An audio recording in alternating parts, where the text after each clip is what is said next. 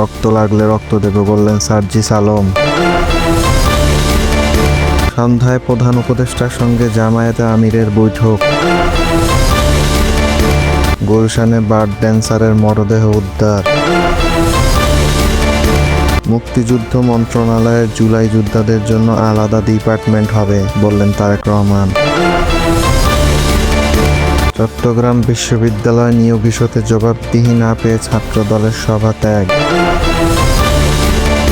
প্রার্থী বা এজেন্টের দেওয়া খাবার খেতে পারবেন না পুলিশ বললেন স্বরাষ্ট্র উপদেষ্টা।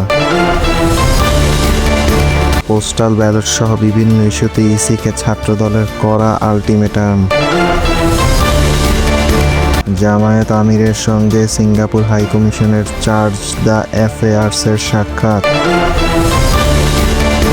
ঢাকায় ফুটপাত থেকে নবজাতকের মরদেহ উদ্ধার। আমির হামজার বিরুদ্ধে নারীদের ঝাড়ু মিছিল। পুলিশ কোনো রাজনৈতিক দলের রক্ষক নয় বললেন স্বরাষ্ট্র উপদেষ্টা। শেখ হাসিনা টিউলিপ রাদওয়ানের দুর্নীতি মামলার রায় 2 ফেব্রুয়ারি। দ্বিতীয় দিনে ওসমানী হাসপাতালের ইন্টার্ন চিকিৎসকদের কর্মবিরতি। যেভাবে পুলিশ সংস্কার করতে চেয়েছি সেভাবে হয়নি বললেন আসিফ নজরুল।